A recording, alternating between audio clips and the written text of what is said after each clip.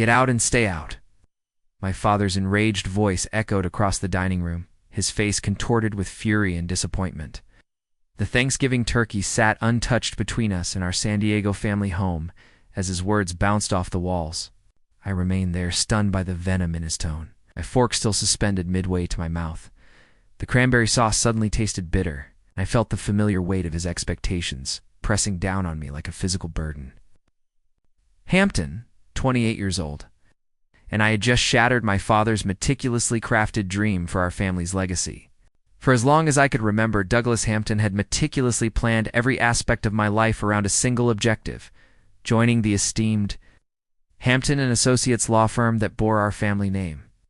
My brother Chase had seamlessly conformed, graduating from Harvard Law and effortlessly settling into his role as a junior partner.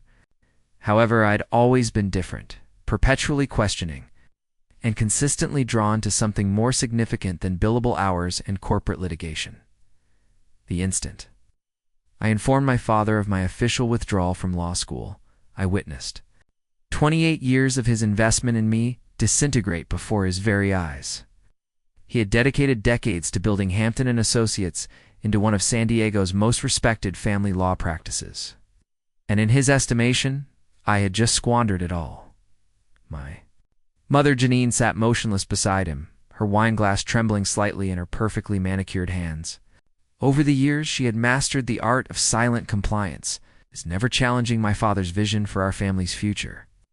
"You're a disgrace to everything this family has built," Douglas continued, his voice dropping to a dangerous whisper that somehow felt more menacing than his shouting. "I've sacrificed everything to provide you with opportunities, and this is how you repay me." I carefully set down my fork, a cold, determined resolve settling in my chest. The disappointment wasn't new, but the finality in his voice was.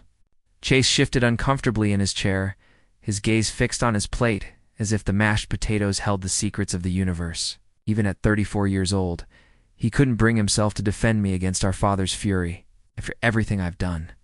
"For you," Douglas declared, standing so abruptly that his chair scraped harshly against the hardwood floor. "Get out of my house. Get out and stay out."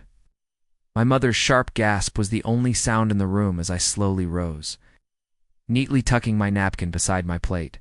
The ritual of family dinner had become a performance we all participated in. The curtain had finally fallen. As I walked towards the door, I could feel their eyes on my back, yet no one called out to stop me. The silence spoke louder than any words could have. Growing up in the Hampton household meant living under the constant pressure of achievement and appearances. My father had built his reputation on the bedrock of family values and legacy, ironically, while emotionally distancing himself from his own children. Chase had always been the golden child, the one who asked the right questions and made the right questions and made the right choices. He graduated summa cum laude from Harvard, passed the bar on his first attempt, and seamlessly transitioned into the family business without ever questioning if it was what he truly desired. I, on the other hand, had always been the problematic daughter. While Chase studied corporate law and taxation, I found myself drawn to environmental science and social entrepreneurship. During my undergraduate years at UC San Diego, I spent my summers volunteering with sustainable development organizations instead of interning at prestigious law firms. My father tolerated these phases as long as I maintained my grades and stayed on track for law school. The tension between us had been escalating for years, but it reached a breaking point during my second year at Stanford Law.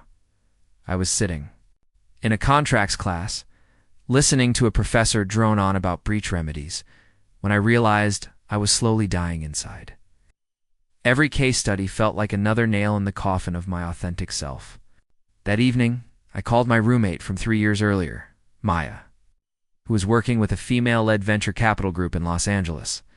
"I have an idea," I told her, pacing around my tiny apartment near campus. Solar-powered infrastructure, kits for developing communities plug-and-play, systems that can provide clean energy and internet connectivity to remote areas. Maya listened intently as I outlined my vision. The technology already existed, but no one had figured out how to make it accessible and affordable for the communities that needed it most.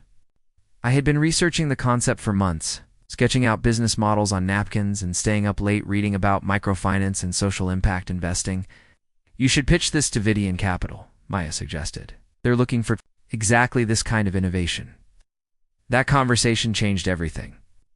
Within a week, I had quietly withdrawn from Stanford and moved to a cramped co-working space in Venice Beach. My parents thought I was taking a temporary leave of absence to find myself, and I let them believe it.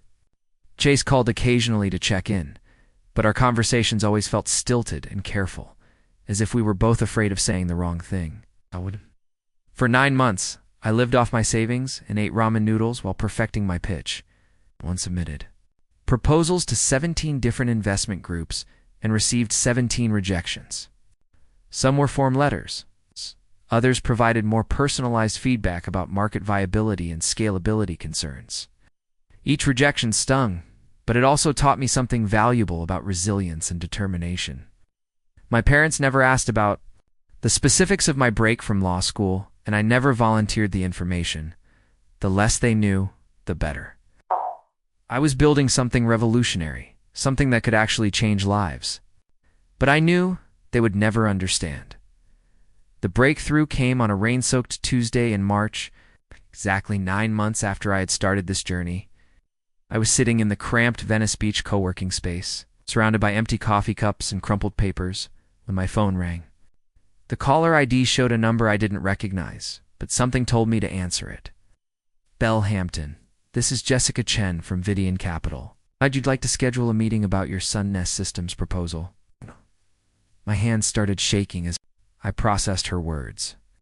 Vidian Capital was one of the most respected social impact investment firms on the West Coast, led by women who had made their fortunes in tech and were now dedicated to funding companies that could create positive change. I had submitted my proposal to them 4 months earlier and assumed it had been lost in the shuffle when I never heard back. The meeting took place the following week in their sleek downtown Los Angeles office. I wore my only professional suit and carried a worn leather portfolio that had belonged to my grandfather. The conference room overlooked the city's skyline, and I tried not to let the intimidating setting shake my confidence as I set up my presentation. Jessica introduced me to the other partners, Dr. Amara Okafor, a Nigerian-born engineer who had revolutionized water purification technology, and Lisa Brennan, former Goldman Sachs executive who had left Wall Street to focus on sustainable investing. These were women who had broken barriers and created their own paths. I felt a spark of hope that maybe they would understand my vision. I presented my solar infrastructure concept with passionate precision, explaining how modular energy systems could be deployed in rural communities across Africa and South America. The technology wasn't just about providing electricity. It was about creating connectivity, enabling education, and empowering local economies. Each kit would include solar panels, battery storage, LED lighting, and satellite internet capability, all packaged in a weatherproof unit that could be assembled by local technicians. The market research shows massive demand, I explained, clicking through slides that demonstrated the scope of energy poverty worldwide. 2 billion people still lack access to reliable electricity, and traditional grid infrastructure is prohibitively expensive for remote communities.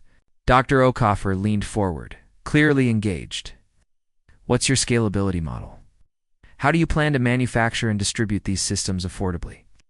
I had anticipated this question and spent weeks developing partnerships with manufacturers in Southeast Asia who specialized in renewable energy components. The key was creating standardized modules that could be produced efficiently while maintaining quality standards. We partner with established manufacturers and focus on assembly and deployment, I replied. Our value proposition isn't in reinventing solar technology. It's in making it accessible and sustainable for communities that need it most. The meeting lasted 2 hours, and by the end, I could see genuine excitement in their eyes. Jessica walked me to the elevator, and her parting words gave me hope. We'll be in touch soon. This is exactly the kind of innovation we're looking for. That evening, I called Maya to share the news, but I didn't tell my family. They still thought I was taking a temporary break from law school. The call from Vidian Capital came 3 weeks later, and it changed everything. Jessica's voice was warm but professional as she delivered the news that would transform my life, Belle. We'd like to offer Sun Nest Systems $30 million in Series A funding, with an additional commitment for Series B if you hit your first year. Deployment targets. I nearly dropped the phone. $30 million.